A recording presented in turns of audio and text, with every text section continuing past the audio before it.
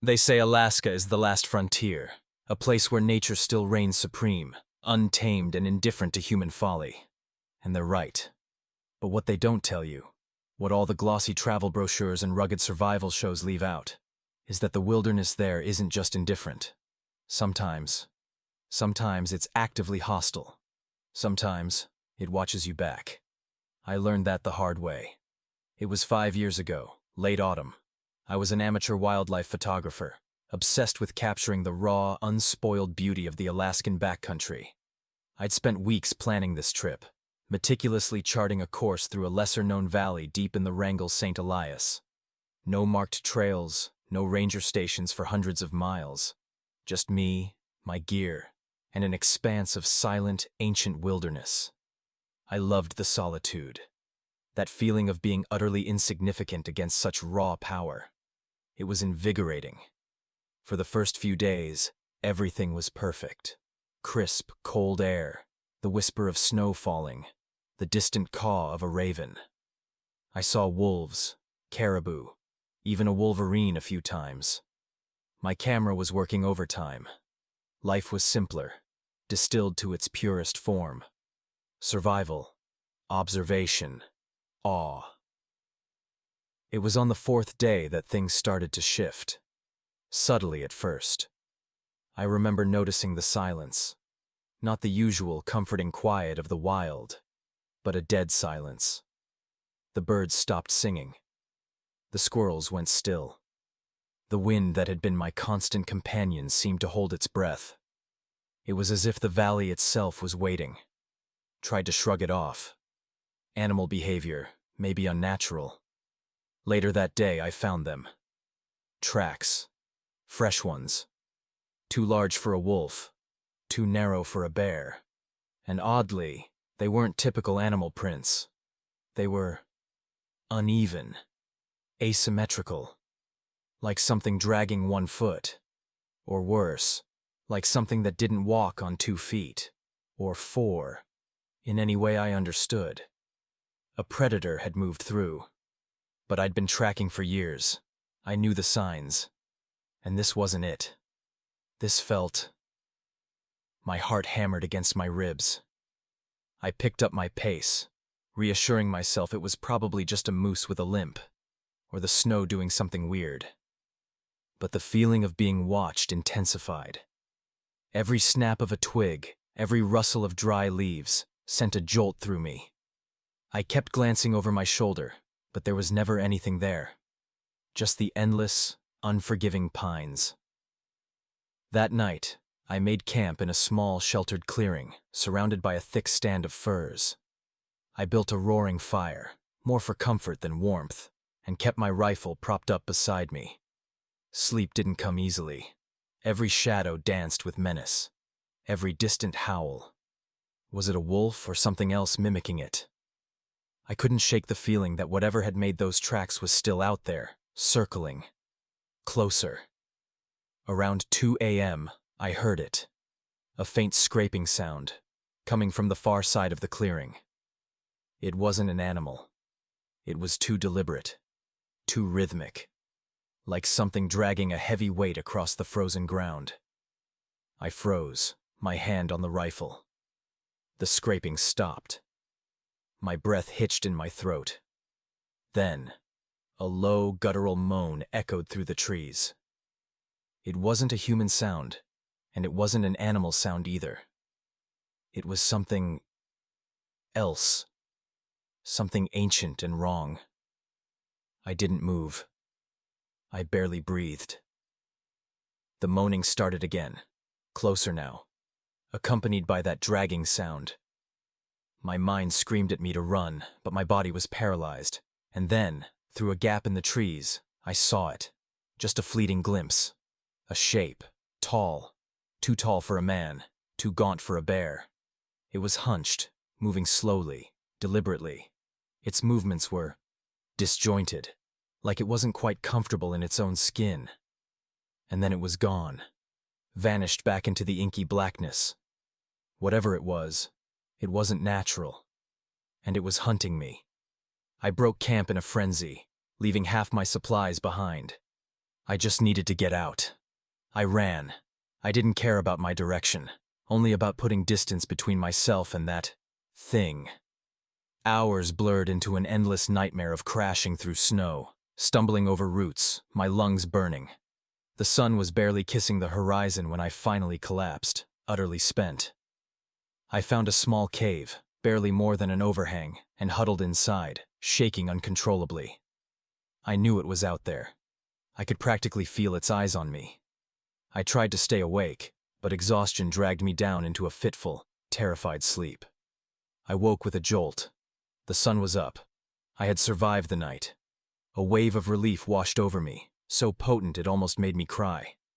I scrambled out of the cave, desperate to get moving, to find a way back to civilization.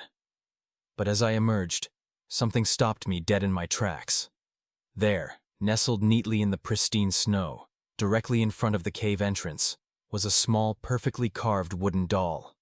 Crude, almost childlike in its form, but undeniably a human figure. Its eyes were carved as empty sockets, gazing up at nothing. It was too intricate, too specific to be natural. And it hadn't been there when I went into the cave. My blood ran cold. The doll wasn't just a random object. It was made from a specific type of knotty, twisted black wood, found only deep in this particular valley. The same wood I'd seen used for strange, ancient markers I'd dismissed as old trappers' signs. And then I noticed something else. Carved into the doll's chest.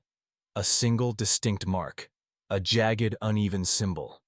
It was the same symbol I'd seen etched into the bark of a twisted pine tree just outside my first camp. A tree I'd dismissed as having been struck by lightning. This wasn't a random encounter.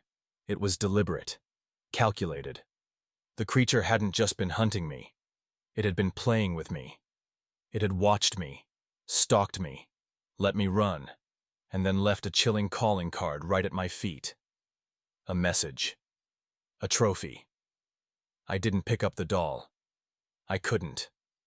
I just turned and ran, my mind screaming. I ran for 2 days straight, barely stopping, fueled by sheer, unadulterated terror. I didn't care about my camera, my gear, anything. Just escape. When I finally stumbled out of the tree line and saw the distant flicker of a road, I collapsed, sobbing. I never told anyone the full story. Not really. Who would believe me? They'd say it was hypothermia, exhaustion, a bear, a trick of the light. But I know what I saw, and I know what it left for me. Even now, 5 years later, the raw fear never truly leaves me. I have nightmares. I still check my backyard for tracks, and sometimes, late at night, when the wind howls just right, I swear I can hear that low, guttural moan, that dragging sound, just beyond my window. Because out there, in the vast, silent heart of Alaska, some things don't just exist. They watch, and sometimes they play, and they remember. Story 2. The Cold Whispers of Chilkoot Pass. I was a wildlife photographer, chasing that elusive shot, that perfect, untamed moment. In January of 2018, I found myself holed up in a tiny rented cabin deep in the Chilkoot Pass, miles from the nearest road, days from the closest town. Just me, my gear, and an ocean of white. The first few days were peaceful, the kind of silence that hums in your bones. The deep, ancient quiet of a world untouched. I'd photograph elk, the occasional wolf pack, the aurora borealis painting the sky in spectral greens. But then, the silence started to change. It became heavy, oppressive, like a blanket of velvet pressing down. It started with the tracks, not animal tracks, human-like, but wrong. Too large, too elongated, like someone had been walking through the deep snow on stilts, their gait unnaturally wide. They circled the cabin, once, then vanished into the dense pines as if the forest simply swallowed them. I'd rationalize it. A trapper, maybe. Someone looking for shelter. But no one came. That night, the cold bit deeper than usual. The fire seemed to draw no warmth. And then I heard it. A faint tap-tap scrap. It was rhythmic, coming from the back wall of the cabin. I froze. Bear? Not like that. A branch hitting the wall in the wind? The air was dead calm. I grabbed my hunting knife, creeping towards the sound. My heart was a drum against my ribs. I pressed my ear to the rough-hewn logs. Nothing. Silence. I told myself it was my imagination, the isolation playing tricks, but the air around that spot felt colder, an unnatural bone-steep chill that lingered. The next day it escalated. I saw light, far off, across the frozen lake, a single distinct pinprick of orange, gone as quickly as it appeared. I squinted, straining my eyes. Another cabin? A rescue beacon? Hope for a fleeting moment. But it didn't look like a steady fire.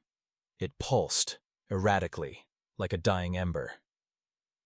As dusk bled into night, the light reappeared. Closer this time. Much closer. It wasn't a cabin. It was moving. Slow, deliberate, across the impossibly smooth surface of the frozen lake. It seemed to be heading straight for my cabin. No snowmobile, no dog sled, just that single wavering orange glow, like a phantom lantern carried by an unseen hand.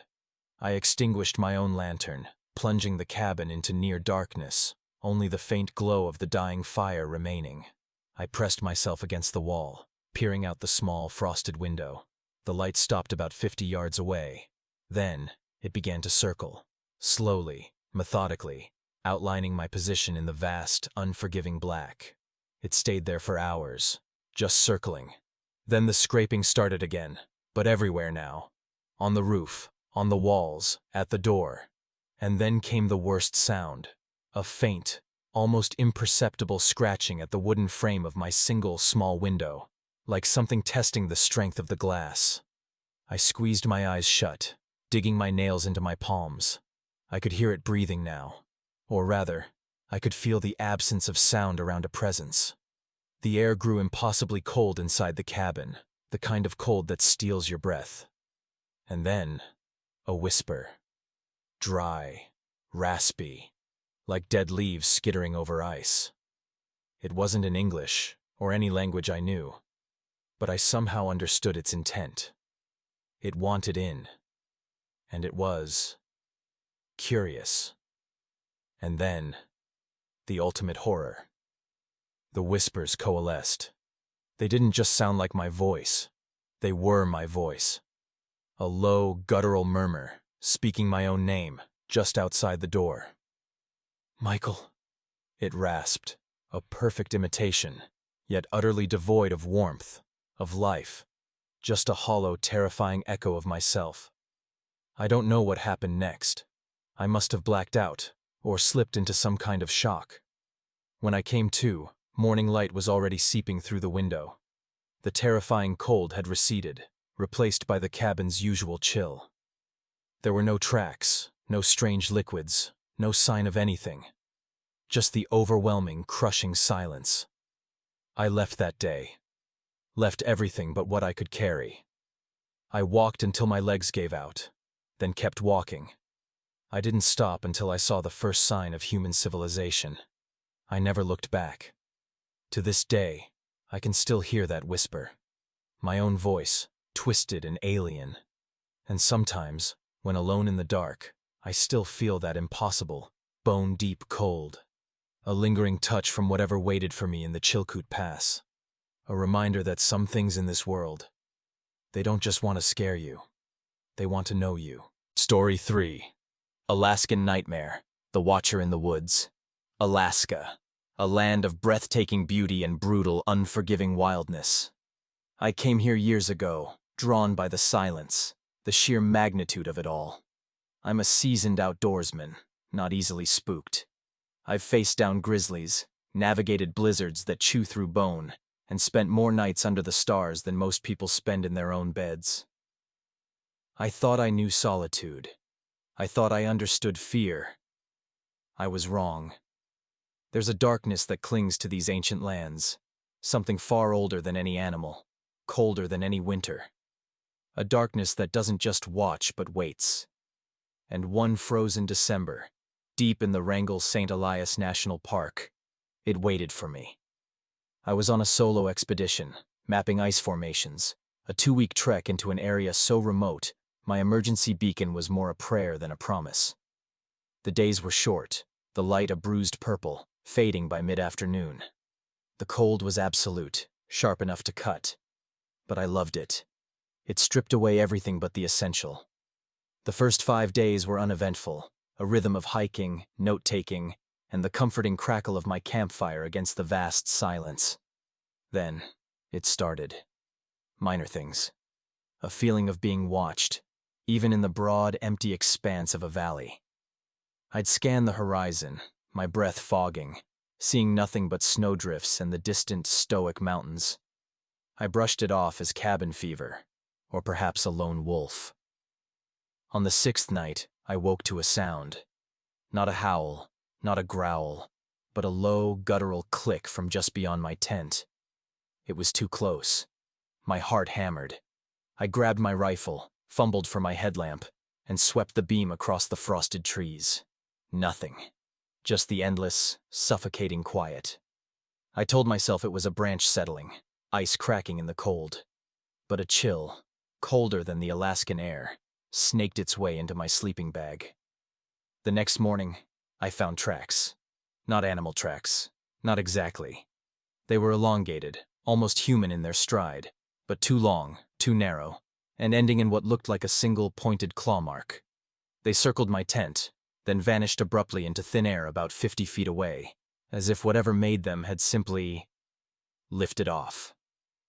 I packed quickly, the hair on my neck prickling. My rational mind screamed bear, but my gut screamed something far worse. I moved to a new campsite, deeper into a dense spruce forest, hoping the thick canopy would offer some psychological, if not physical, barricade. It didn't. That night, the sounds returned. Footfalls, slow and deliberate, crunching on the snow outside my tent. This time, they didn't just circle. They paused. I could feel its presence. A tangible weight pressing against the thin nylon of my tent. I held my breath, gripping my rifle so hard my knuckles ached. Then came the sniffing. A wet, ragged gasp for air, right outside my head. I could almost feel its breath on the fabric. I squeezed my eyes shut, praying for dawn, praying it would just move on. Then, a soft, deliberate tap. Not on the tent, but on the tree directly beside my head. Tap. Like a fingernail on bark. Then another. Tap. Tap. It wasn't aggressive. Not yet. It was curious. Or testing. My resolve snapped. I screamed, a raw, primal sound, and fired a warning shot into the air inside my tent. The roar of the rifle was deafening, the flash blinding. The sniffing stopped. The tapping ceased. Silence descended again, thick and heavy, but now tainted with the acrid smell of gunpowder and the metallic tang of my own fear. I didn't sleep. I didn't even dare to close my eyes. I watched the faint outline of the spruce branches outside, waiting for the first sliver of gray light.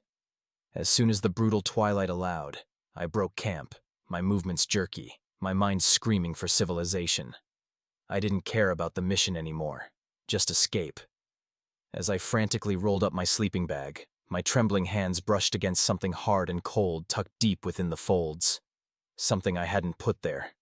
My blood ran cold, colder than the ground beneath my feet. I pulled it out.